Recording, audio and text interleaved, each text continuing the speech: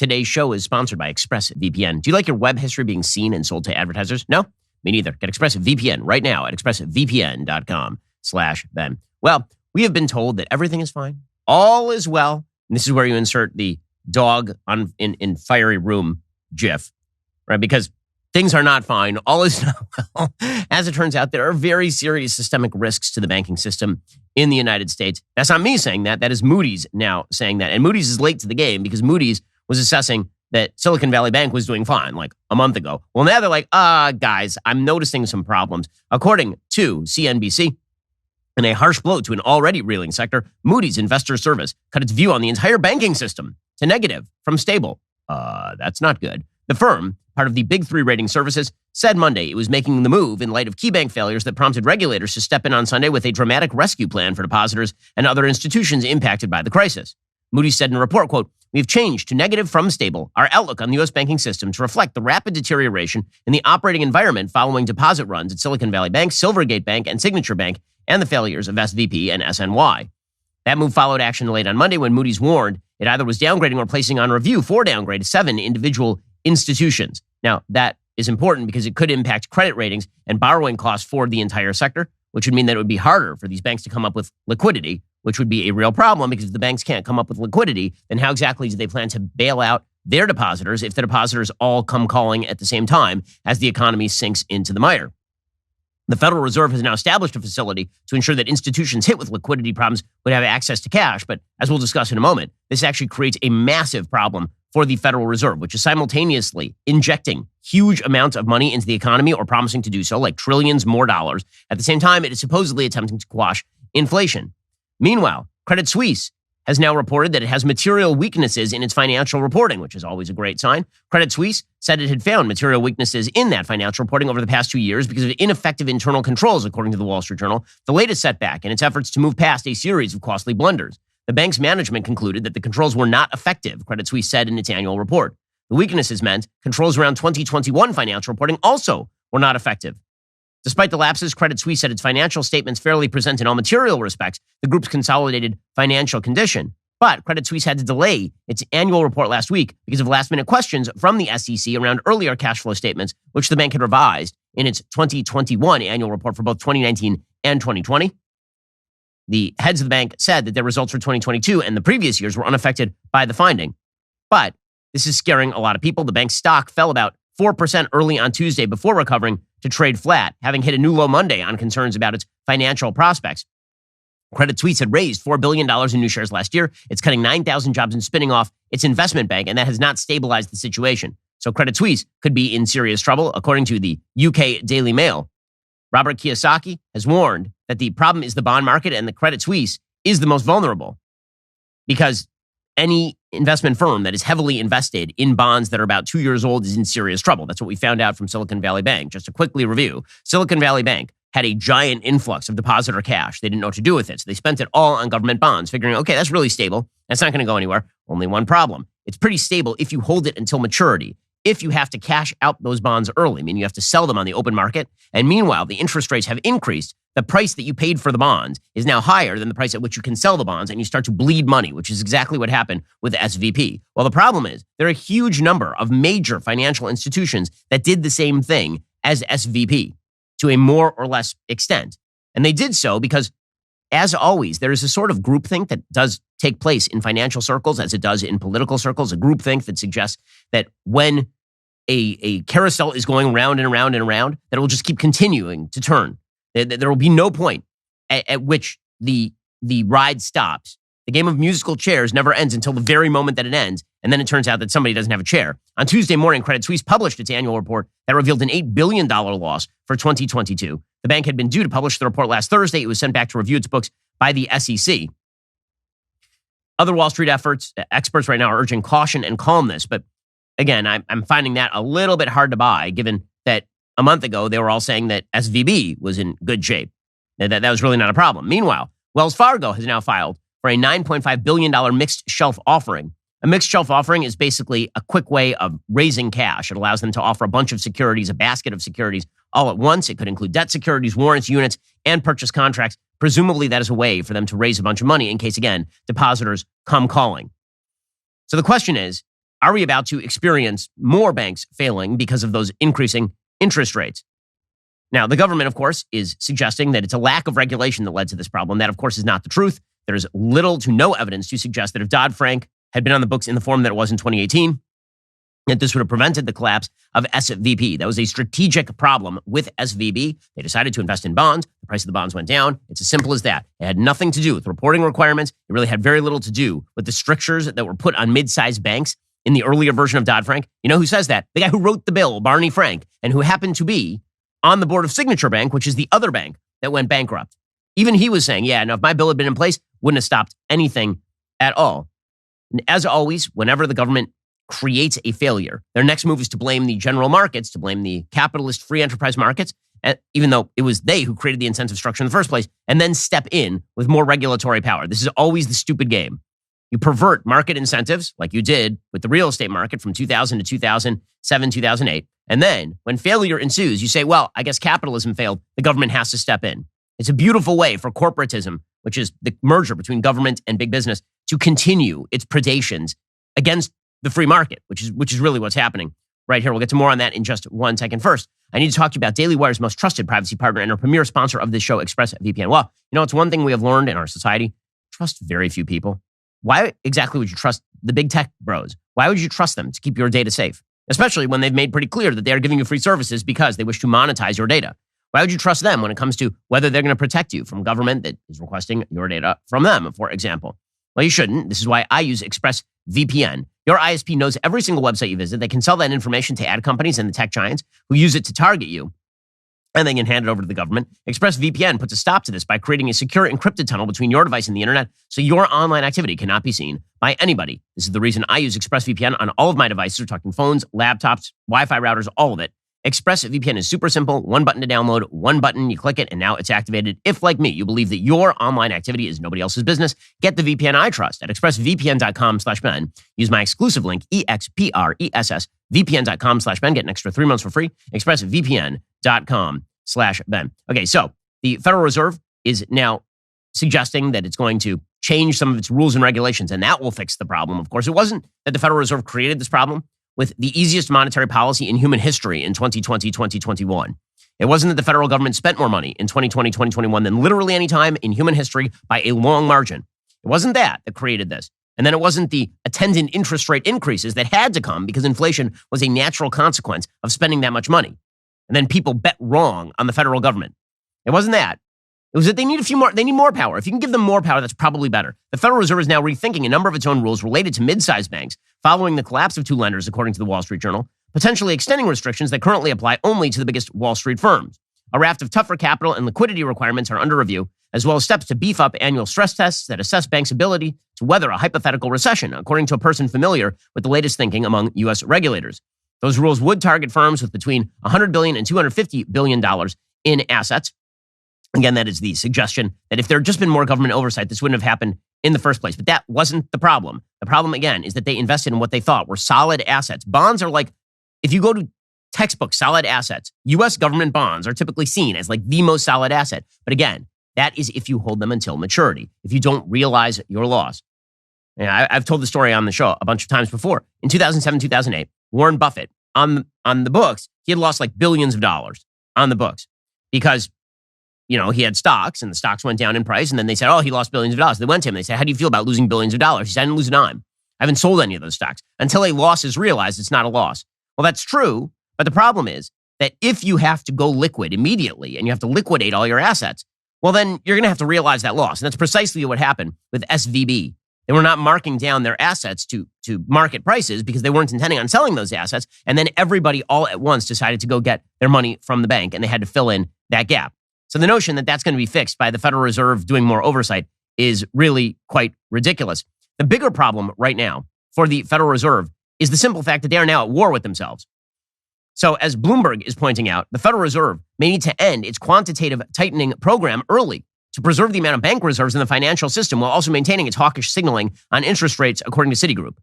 So right now, the inflation rate, as we'll discuss in a second, was like 6%. And it came out that it's at 6%, but the truth is that the inflation rate is actually increasing in certain areas of the economy. It's decreasing in certain areas. It's increasing in certain others. The inflation is still really bad systemically in the economy, especially because when you look at the year-on-year inflation rate, which is what that 6% is, you have to add that on top of what the inflation rate was like a year before. And a year ago, before that, it was like a 7 or 8% interest rate. Inflation rate. So if you look over the course of the last couple of years, you're looking at double-digit inflation increases.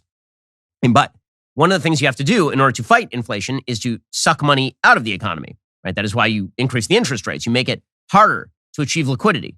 Well, what exactly would you call it when you announce to the world that you are going to set up a fund, a giant slush fund, to deposit for depositor backstops? When you're talking about in the banks across the United States, there are unsecured deposits amounting to like $7 or $8 trillion, like trillions and trillions of dollars in unsecured investitures into deposits into the banks, right? Any deposit, technically, that you put in your bank that is above $250,000 is not insured, right? It is not covered by the FDIC. There are trillions of dollars worth of investments there. And now the federal government has announced for SVP, and you would imagine it now applies broadly, that they're going to fill in every deposit everywhere, which is, in fact, a form of quantitative easing. It is a form of the Federal Reserve just blowing money into the system, obviously, because now all the risk reward is gone. It doesn't matter what the risk is. You are still going to get your money out. So you may as well put your money with the people who are promising the highest return. That's not according to me. That's according to Citigroup. As Citigroup sees it, the bank's new bank term funding program, introduced over the weekend after the collapse of Silicon Valley Bank, will create additional reserves in the financial system to avert funding stress. Essentially, that risk's being seen as a form of quantitative easing, right? Quantitative easing was the fancy name for inflation. We're just injecting money into the economy at a time when the Fed is engaged in a major effort to do just the opposite. Since mid-2022, it's been unwinding its massive pile of Treasury and mortgage-backed securities, aiming to ultimately remove trillions of dollars of excess liquidity from the financial system. The new facility is quantitative easing in another name. Assets will grow on the Fed balance sheet, which will increase reserves, said Citi strategists Jabaz Maffei, Jason Williams, and Alejandro Vasquez-Plata. Although technically they're not buying securities, reserves will grow, which is obviously true. This is a form of quantitative easing. They're injecting liquidity into the economy at a time when they're trying to also remove liquidity from the economy. And this is the problem that you create for yourself when you create an inflationary problem, and that inflationary problem has real consequences not on how people are living, how people are spending. And then in an attempt to jack down the inflation rate, jack up the interest rates, that has a bunch of side effects. One, older bonds become worth a lot less money. That was SVB's story. Two, you're going to actually increase the interest rate on the American national debt, which creates significantly more problems in terms of repaying that national debt over time. You've made the debt significantly worse. Debt repayment gets a lot worse because now you're paying that debt at an interest rate of 6% or 7%, as opposed to an interest rate of, say, 2% or 0%. And then you have a third problem, which is you are injecting money. This new program, which is saying we're going to backstop every deposit in the United States, means that you have created a slush fund of liquidity at a time when you're trying to pull liquidity out of the market. So the Fed is now stuck between a rock and a hard place. As Bloomberg says, as part of its move to combat soaring inflation and withdraw the unprecedented policy accommodation unleashed amid the pandemic, the Fed ramped up its so-called quantitative tightening to full speed in September.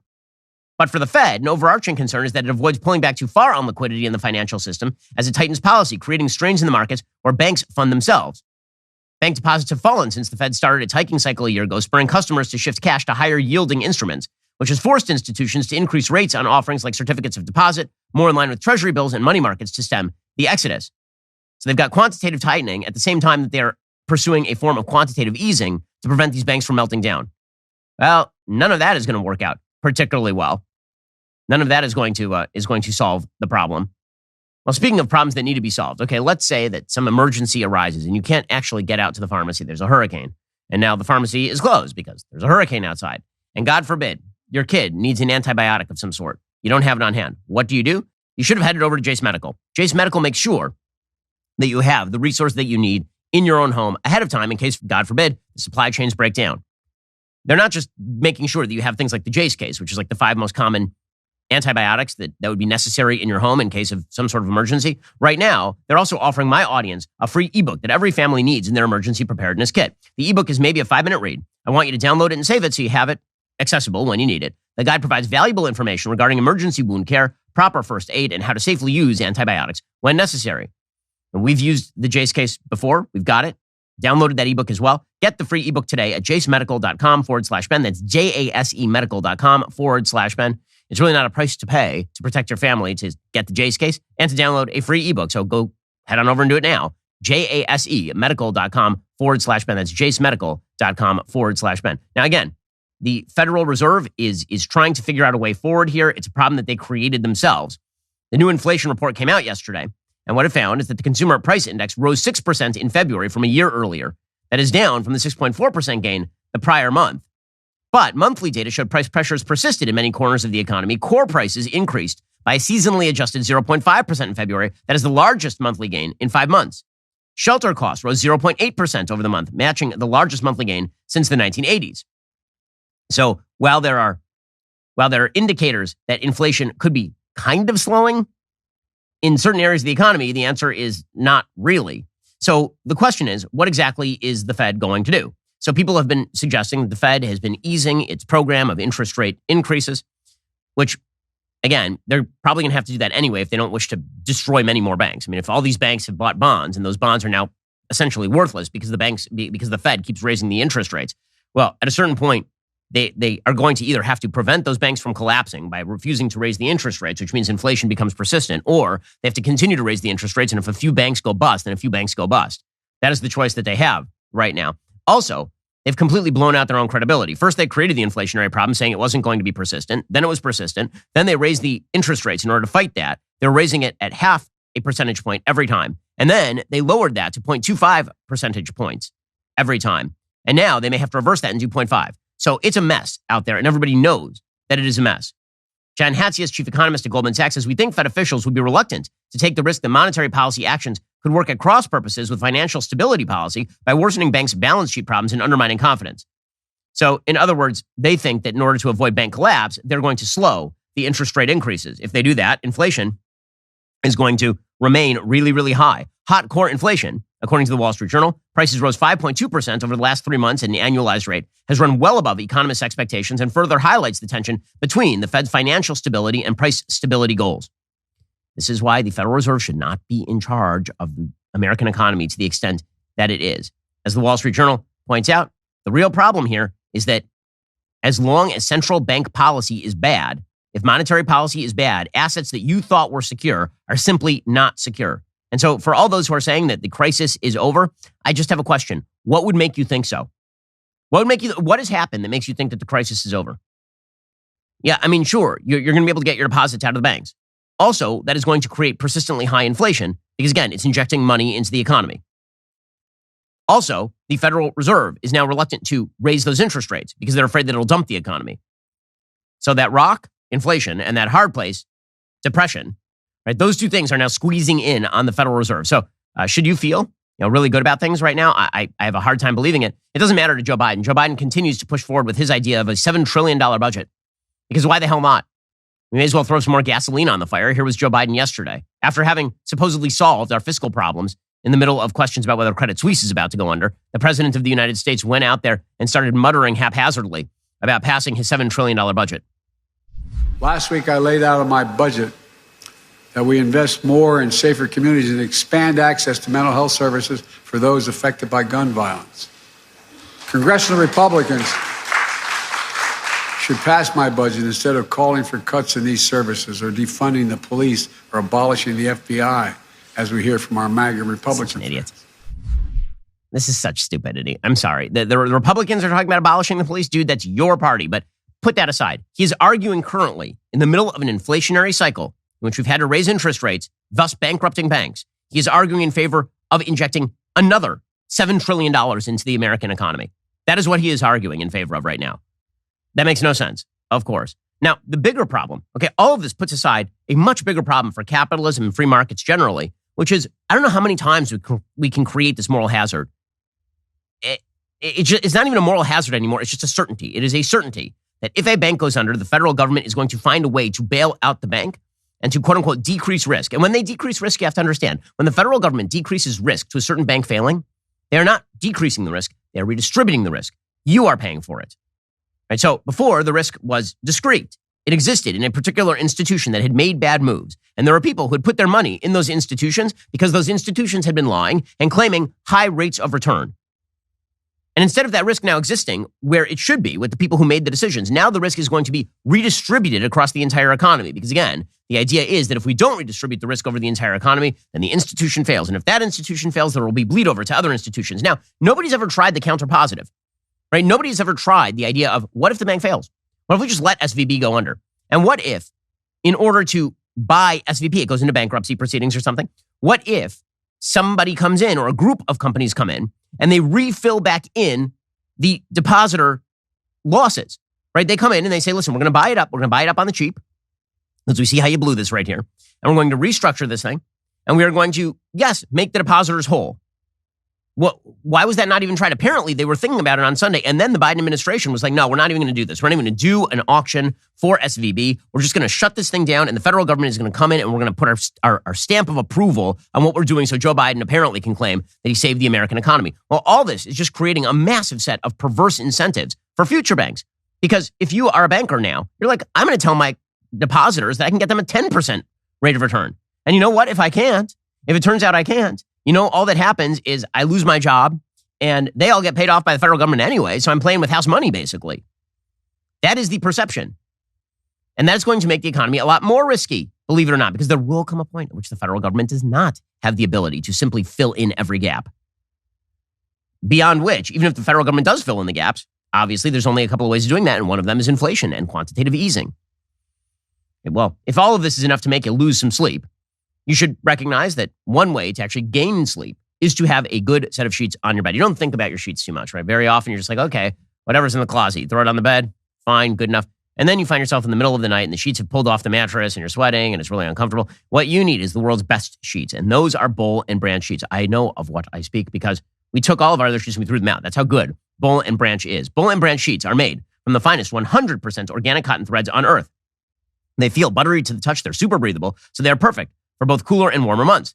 Their signature hem sheets were made with threads so luxurious 3 U.S. presidents have slept in them. Also, the thing I like about their signature hem sheets is, again, you're not going to wake up with your face directly on the mattress. The hem sheets are made deep enough so that they actually fit your mattress so you don't feel like you're stuffing Rosie O'Donnell into a size 2 dress every time you put a fitted mattress on the bed. Their signature hem sheets were made with those luxurious threads. They're excellent. Boll and Branch sheets actually soften with every wash cycle. They're made without pesticides, formaldehyde, or other harsh chemicals. Best of all, Boll and Branch gives you a 30-night risk-free trial with free shipping and returns on all orders, but you're not going to want to return your Boll and Branch sheets. Get a better night's sleep with Boll and Branch today. Get 15% off your first set of sheets plus free shipping when you use promo code Shapiro at bollandbranch.com. Exclusions apply. See site for details. That's bollandbranch.com, BOLLAND, branch.com, promo code Shapiro. Okay, so what are these perverse incentives? Well, you're seeing more and more major investors point them out. Carl Icahn, who, of course, is a major investor worth somewhere between $17 and $25 billion. He pointed out on CNBC yesterday that the economic system is breaking down because of all of these perverse incentives. I want your reaction to what Citadel's Ken Griffin told the FT about this very issue, in which he suggested that the government should not have bailed out all of the depositors. He said, quote, the U.S. is supposed to be a capitalist economy, and that's breaking down before our eyes. There's been a loss of financial discipline with the government bailing out depositors in full. What do you make of that statement? He also goes after the regulator, but what do you think about that? I can't opine on what Griffith is saying there because I don't quite understand where it goes. But I am saying that he's right, that our system is breaking down and that we absolutely have a major problem in our economy today.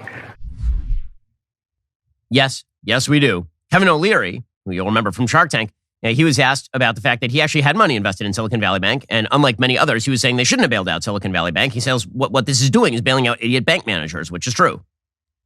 At the end of the day, you can't protect yourself against idiot management in any sector, including banking. There's always a black swan swimming around in the lake somewhere, and you found it in Silicon Valley Bank. But here's where we're at this morning with this new policy.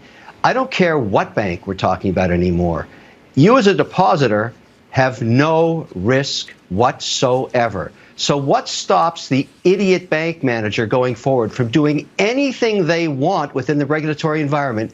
We shouldn't have done this, and now we have the moral jeopardy ahead of us of idiot bank managers everywhere doing crazy behavior. And here's the thing. As those idiot bank managers do the crazy behavior, you know what's going to happen. There will be failures. There will be more bank failures. And then what happens? The federal government steps in and says, oh, this is capitalism run amok.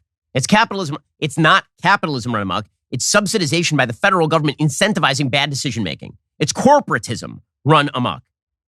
But again, this is the game. The game is you backstop everything. People take outsized stupid risks. The risks come home to roost. They're redistributed over the entire economy, and the federal government then blames capitalism. That is the stupid game. By the way, Silicon Valley Bank was taking stupid risks with money. Silicon Valley Bank apparently donated $73 million to the BLM movement and other social justice-related causes, according to the Federalist. Apparently, they pledged in the summer of 2020, in the middle of the George Floyd debacle, to increase their commitment to diversity, equity, and inclusion in the workplace. And they also pledged to donate tens of millions of dollars to left-wing social justice causes. Now, is that what caused their bankruptcy? No, it just means that they were loose with their cash. And they were loose with their cash because money was easy. Money was super easy. It's fun to watch Senate Democrats now going at each other over all of this. According to Politico, 5 years to the day after Senate Democrats clashed bitterly over Donald Trump's bank deregulation, the failure of two banks is reigniting the old tension. President Biden on Monday criticized the former president's loosening of bank regulations under Dodd-Frank. Biden didn't mention his own party played a significant role. Elizabeth Warren, of course, was blaming other Democrats for having loosened the regulations. Senator Michael Bennet of Colorado said, no, I voted for the bill because it was bipartisan compromise. Look, it has nothing to do with Dodd-Frank. What this has to do with is if you keep incentivizing people to make bad decisions get made. And then, of course, many people cheer on the bad decision making. So, for example, Gavin Newsom, the ridiculous governor of California, French Laundry Newsom. The rules don't apply to him, which is probably why, according to The Intercept on Monday, California Governor Gavin Newsom praised the Biden administration's decision to bail out Silicon Valley Bank's clients after the bank was taken over by the FDIC. Newsom said that the White House, quote, acted swiftly and decisively to protect the American economy and strengthen public confidence in our banking system. Newsom did not mention that that act also protected his own companies if they held over $250,000 in deposits. There are 3 separate wineries owned by Newsom who are clients of SVBs. So, oops, that's a little awkward for a politician. Now listen, all of this just spells more economic chaos in the future, either through economic stagnation or through bank meltdowns or through continued inflation or through a combo of kind of all 3. Okay, which means that it's time for Joe Biden to misdirect. That dude has got to misdirect because if you are looking at the state of the economy and you are fearing a meltdown and banks are starting to bust, then you got to do something.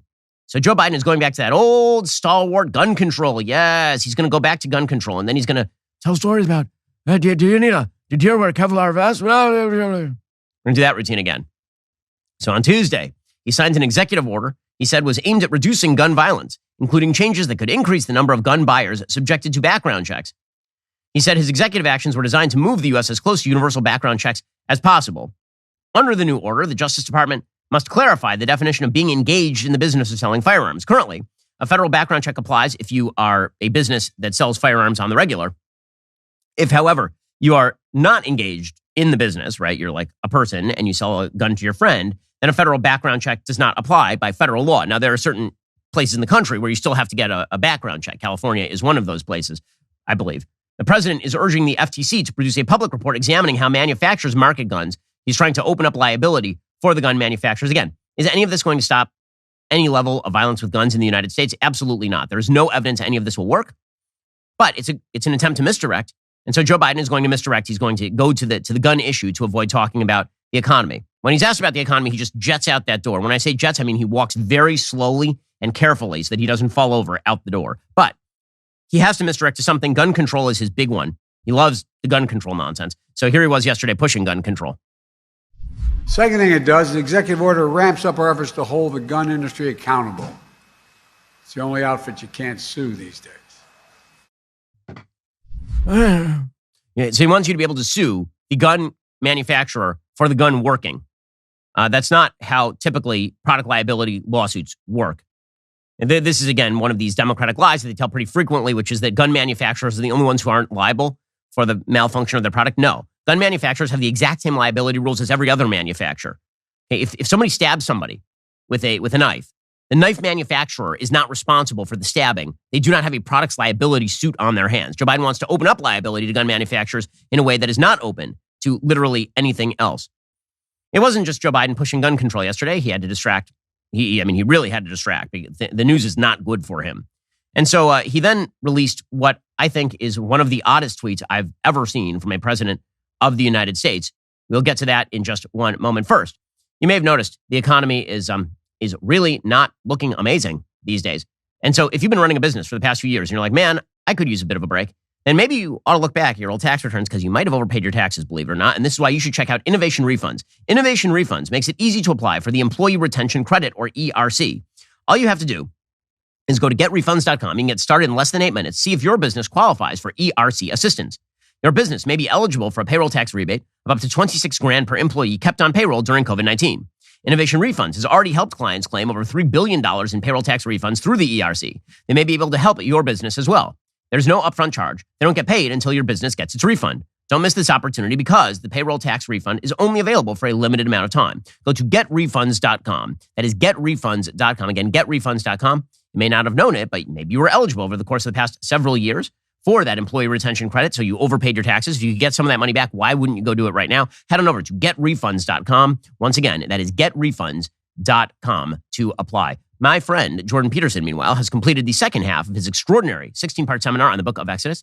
He is joined by a group of esteemed scholars and me to discuss one of the most seminal books in the Bible. Episode 10 is streaming right now on DailyWire Plus. It's an extreme deep dive into one of the most important books in the history of humanity. Just listen to this clip between Dennis Prager and Jordan.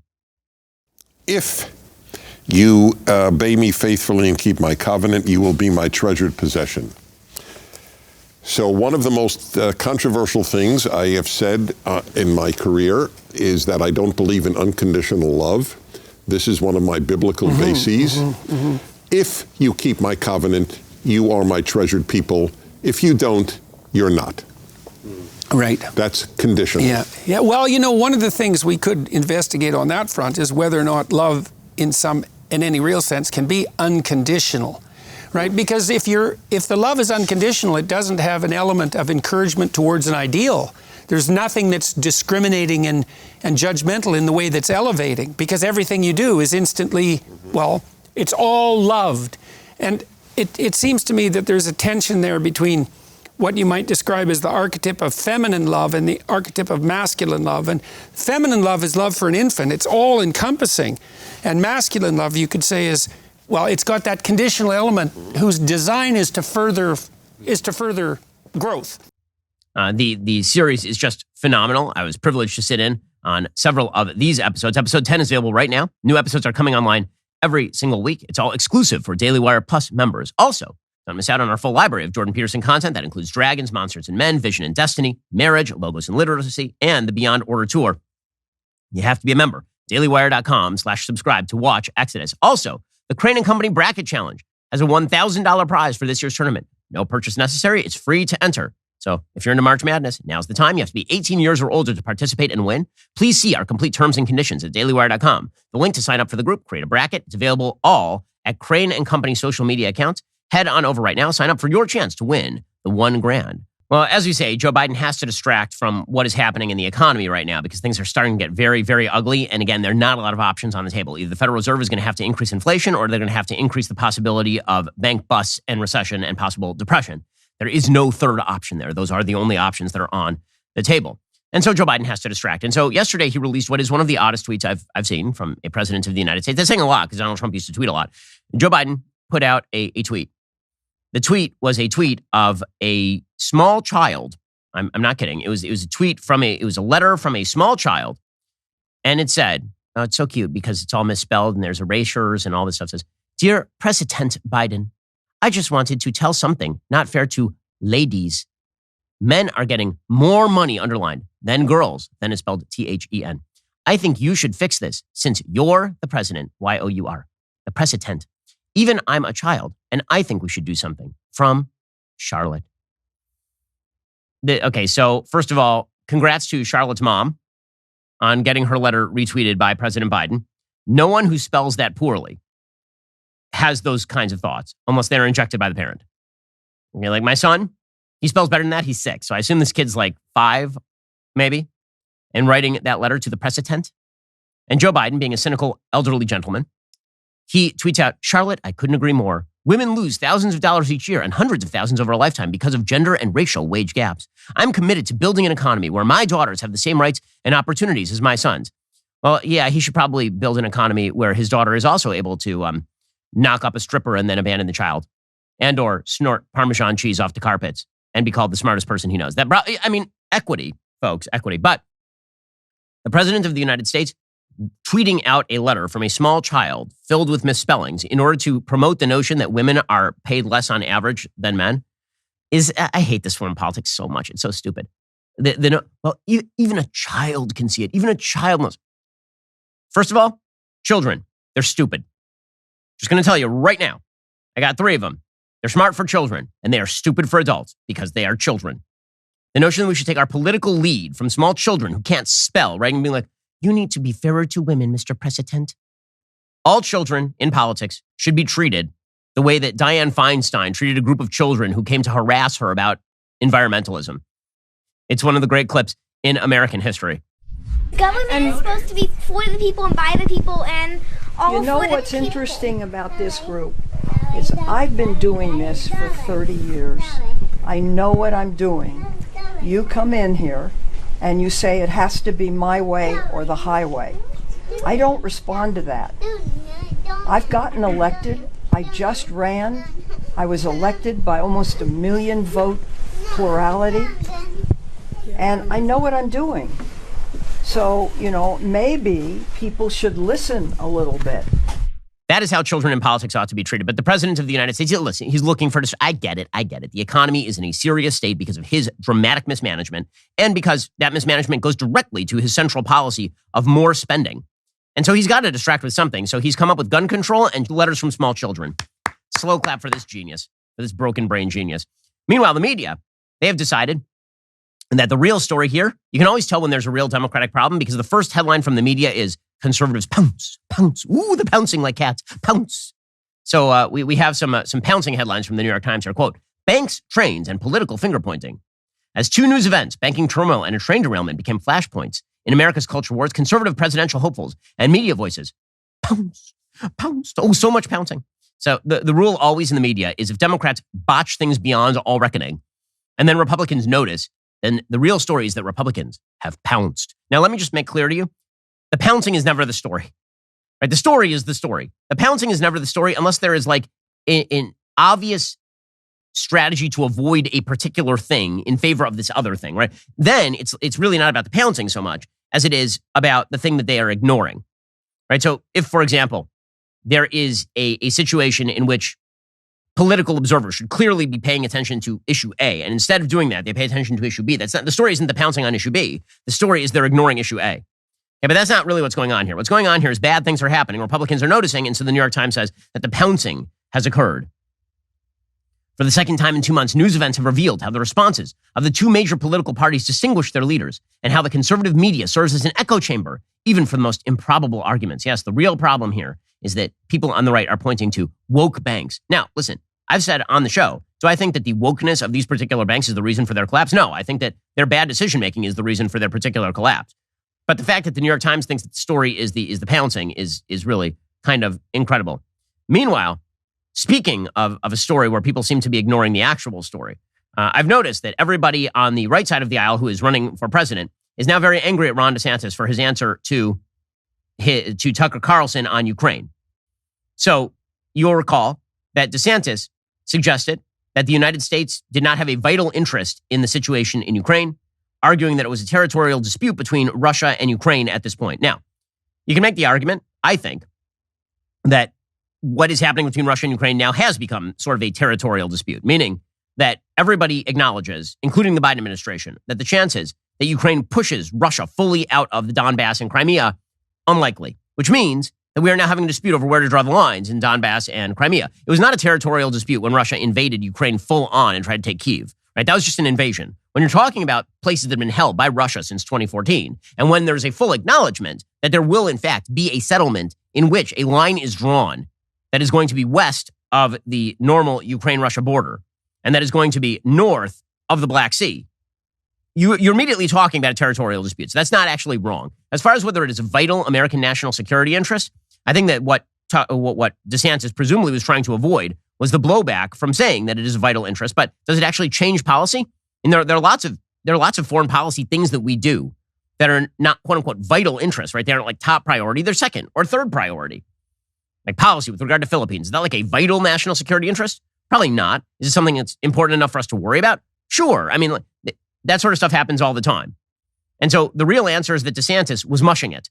Okay, when you look at the actual answer that DeSantis gave, it was kind of a mush-mouth answer, which is not politically stupid considering that the Republican Party itself is pretty split on these lines. Now, what is fascinating is to see the response to DeSantis.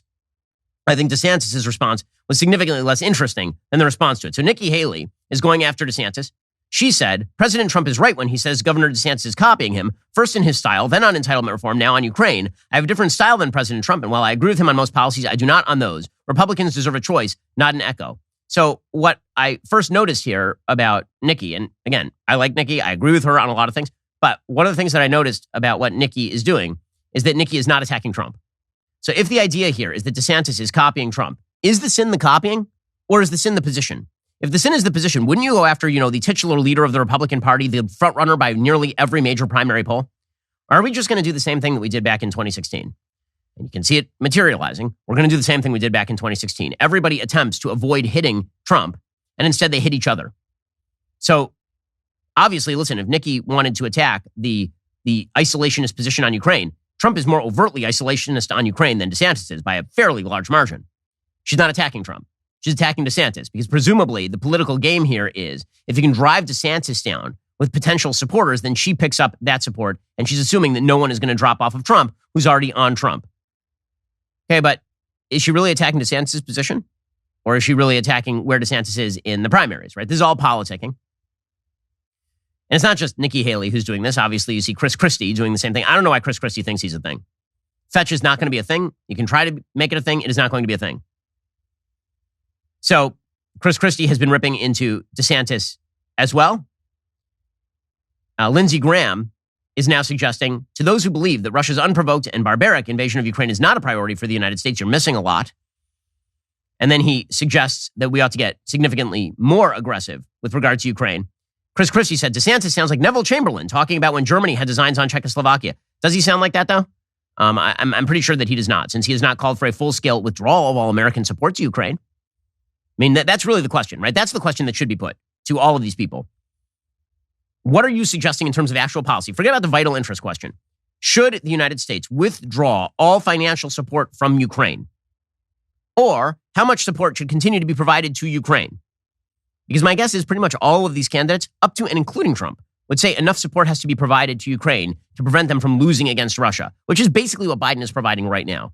So all of this seems like a tempest in a teapot to me, to be perfectly honest with you, because nobody's actually taking the hard Lindsey Graham position, which would be, we need to fund Ukraine to the point where they can push Russia back to its own borders. We need to give them whatever they need in order to do that, and that will force Russia to the table. Lindsey Graham's like the only person who's articulating that position publicly because nobody else is willing to take that position because they think it's too dangerous. And one of the reasons they think it's too dangerous is because the possibility of Russian-American conflict does bear the possibility, however slim, of a nuclear exchange. That possibility went up somewhat yesterday when a Russian jet collided with U.S. drone over the Black Sea, according to the Wall Street Journal. A Russian jet struck a U.S. spy drone over the Black Sea, knocked it out of the sky on Tuesday. It was one of the first military confrontations directly between the two nations' forces since the war in Ukraine began more than a year ago. So the U.S. and Russia are operating on the margins of the conflict zone. Apparently, two Russian Su-27 jet fighters and the U.S. MQ-9 surveillance drone originating from Romania flew near one another for about 30 minutes in international airspace. And in an incident that lasted a matter of seconds at about 7 a.m., one of the Russian jet fighters flew past the drone, dumped fuel on it, and then pulled away. And then the second jet sought to do the same, but instead ended up colliding with the drone. The collision knocked off a piece of the MQ-9, and its operators guided it down to the water. The U.S. has not recovered the wreckage as of yet. Pentagon said that this was a juvenile incident, but it was an accidental move by the Russian pilots. That would not exactly be a shock. Obviously, Russia has no interest in provoking direct American confrontation in this particular war. But here's the bottom line. There is effectively no broad taste in the United States, right, including for folks on the left, for direct conflict with Russia. So the question is, what risk are you willing to take in order to promote Ukraine's interests? And how far do those interests coincide with American interests? That seems to be a more complex question than the questions that we normally ask about foreign policy. Okay, meanwhile, in the most hilarious story of the day, this is just a great story. So Wellesley College is a female college, right? It proclaims itself as a place for, quote, women who will make a difference in the world. Its celebrated alum include Hillary Clinton, Madeleine Albright, and Nora Ephron. So they put up for a referendum on Tuesday whether trans men should be able to attend Wellesley College. Now, you'll recall by the logic of the transgender movement that trans men are men. Trans men are men. Clappy emojis, right?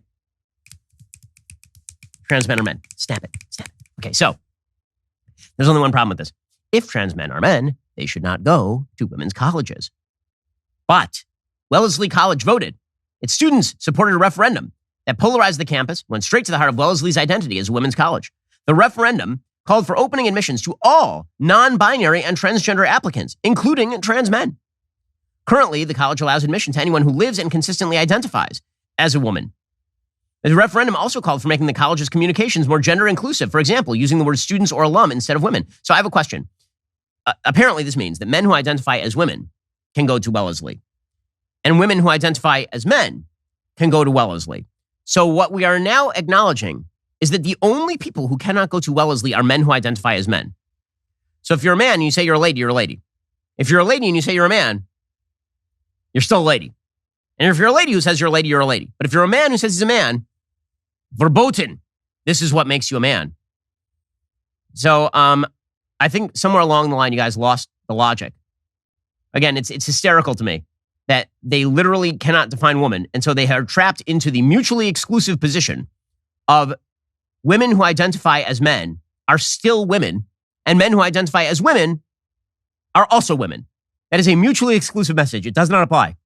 Again, if trans women are women and trans men are men, then trans men should not be allowed into a women's college. In a message to campus last week, the head of Wellesley described it as, quote, a women's college that admits cis, trans, and non-binary students, all who consistently identify as women. But now they're changing that. Students held a sit-in. They said that this is bad. The student newspaper's editorial board wrote, we disapprove and entirely disagree with the president. So this makes Wellesley ripe for a lawsuit. The next man who decides to identify as a man is going to have a hell of a lawsuit on his hands when he applies to Wellesley. And it's going to be hilarious because he's going to say, listen, I'm a man who identifies as a man, but trans men are also men. So Wellesley is open to men. So they are discriminating on the basis of immutable characteristics. This is a violation of Title IX. And I am here for it, man. It is going to be delicious. I love that story. It is so great. Wokeness eating itself. Wokeness defined as identity politics before merit on a general level. Okay, time for some things I like and then some things I hate. So I have some excellent things I like today, like really quality chef's kiss things I like today. So we begin with the Ossendero brothers. You remember them? So you may not remember their names, but they were the heroes of the Jussi Smollett saga. There were two brothers hired by Jussi to supposedly beat him up on the streets of Chicago at 2 a.m. in the middle of a polar vortex after he got a Subway sandwich, to pour bleach on him and yell, "This is MAGA country." And then he went back to his apartment and claimed that he was a victim of a racist and homophobic hate crime, as it turns out, from two of his black trainer friends. And all of that came out, and Jussi has been duly humiliated. He still claims, of course, that none of this happened. Well, now, Fox Nation, this is one of the better things I've seen from Fox Nation, actually. They released a Fox News original in which they asked the Ossendero brothers to relive the crucial incident with Jussi Smollett, and it is grand. It is just glorious. Here we go. His building is actually right here, right above the stairs that we're going to attack him at. We made sure we got there at 2 a.m. sharp. On the dot. On the dot. We had no phones because he did not want us to bring any phones. He said, so we don't lose them. I don't know if that's really the reason, but you can deduce your own reason.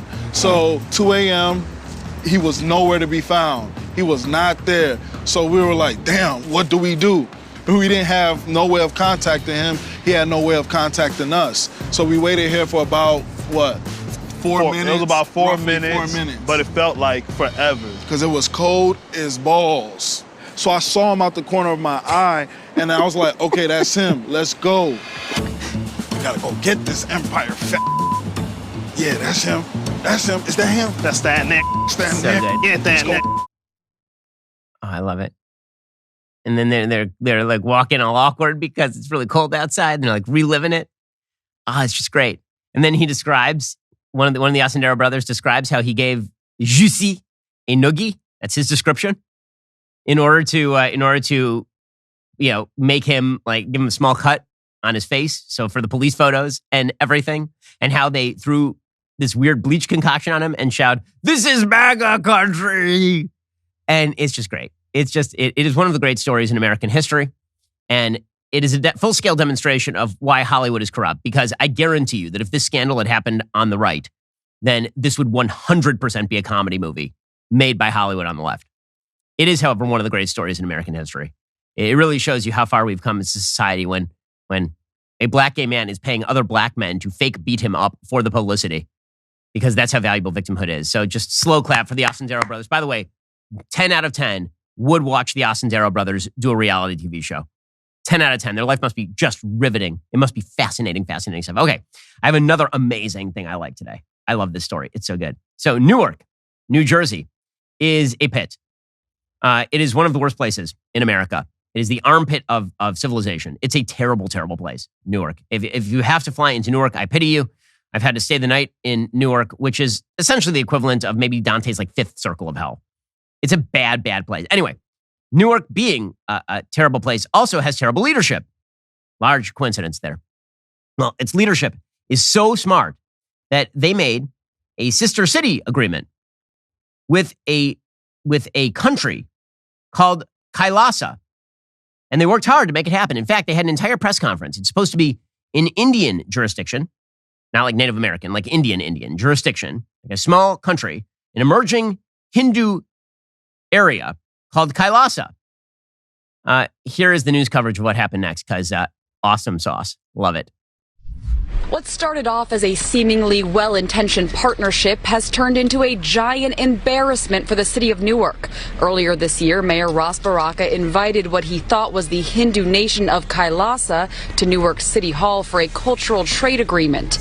But it turns out Kailasa is no nation at all. It's a fake. Very embarrassing for the city. I truly don't even have words for it. I'm really sorry for the city that they got duped in that way. Though it has a detailed website, Kailasa has no real government. It's the brainchild of Swami Nithyananda, a notorious scam artist and fugitive from India who has been on the run from rape charges since 2019. Whose job was it to do a simple Google search, right? As you said, no one in City Hall, not one person did a Google search.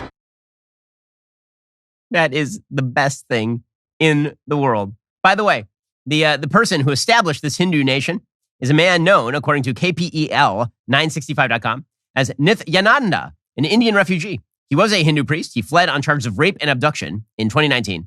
Recently, he claimed that he was developing an airport for aliens, which, by the way, even for aliens, Newark Airport should not be the destination.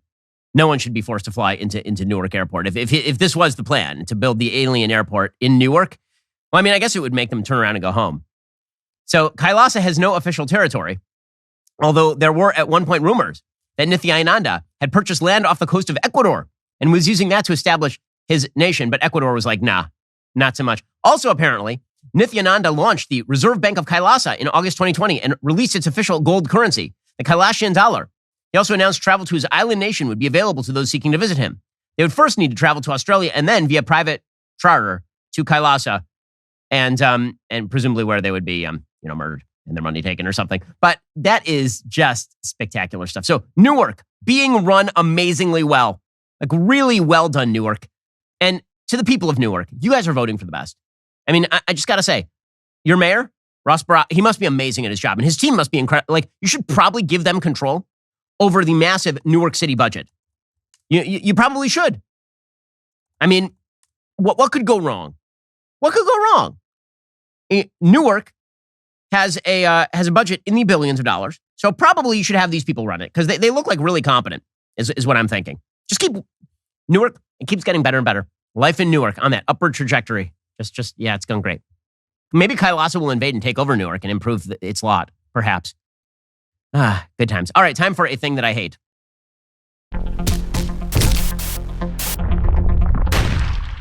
So Jamie Lee Curtis has a trans child because, again, it is amazing. The genetic bottlenecking that happens in Hollywood is just incredible. The number of trans kids in Hollywood, I don't know what happened, if there was an evolutionary bottleneck there, in sort of in the Stephen Jay Gould notion that basically there's a set of mountains, and on that one side of the mountains, all the people with the trans recessive gene went, and then they all reproduced with each other, and then all their kids were trans. But in any case, Jamie Lee Curtis, who has a quote-unquote transgender daughter, well, she just won an Oscar for Everything, Everywhere, All at Once, Forever, for all time. And, she's fine in the movie. Again, I've expressed, I think the movie is wildly overrated. It basically won because it was immigrant Asians must accept lesbianism across the multiverse. That was essentially the theme of the film. So it hit all the intersectional checkboxes that Hollywood likes. And so now she's making statements about how they should get rid of the male-female categories. How they should get rid of the male-female categories for Best Actor and Best Actress. So here she was yesterday explaining. Obviously, I would like to see a lot more women be nominated so that there's gender parity in all the areas and all the branches. And I think we're getting there. We're not anywhere near there. And of course, the inclusivity then that involves the bigger question, which is, how do you include everyone when there are binary choices, which is very difficult. And as the mother of a trans daughter, I completely understand that. And yet, to degender the category also, I'm concerned, will diminish the opportunities for more women. That's what we should do. We should definitely, I agree with her. I think we should get rid of all these categories. Hollywood should put its money where its mouth is, and then Jamie Lee Curtis will never win an Oscar. Because, let's face it, every year, there are a lot of men who don't get nominated for Oscars, and there are a lot of women who should not be nominated for Oscars who are. If you look at the last few supporting actress categories or supporting actor categories, just going to put it out there, the supporting actor category is a lot stronger than the supporting actress categories. Same thing seems to be true in the best actor category versus the best actress category. And she acknowledges that, right? She says, to degender the category, I'm concerned that will diminish the opportunities for more women. So she's acknowledging that there just aren't enough women who deserve to be winning awards. And so if you get rid of the genders, then fewer women will win awards. But she wants it anyway, because why not? That's the really important thing. So, fine, go for it. My answer, fine, go for it. I'd love to see it. Wokeness should eat itself. Under all circumstances, wokeness should eat itself. And she's not the only one promoting this. Isaac Butler has a piece in the New York Times saying, the best acting Oscar goes to a man and a woman. Why? Well, because, for all of human history, these were a dichotomous aspect of the human species, men and women. And they typically had very different parts because men and women are very, very different. I know that these are like breaking news concepts to modernity, but men and women, different, very different. And so women's parts tend to be different than men's parts. But we're going to obliterate all of that now. So I agree. Since everyone is androgynous, we should have men playing women's parts and women playing men's parts and everybody's non-binary, whatever, then sure, get rid of the categories too. And we'll see how it works out for the ladies. The patriarchy, man. The patriarchy is always clever. And they win yet again. Alrighty, guys, the rest of the show is continuing right now. You're not going to want to miss it. We'll be getting into the mailbag. If you're not a member, become a member. Use code Shapiro at checkout for 2 months free on all annual plans. Click the link in the description and join us.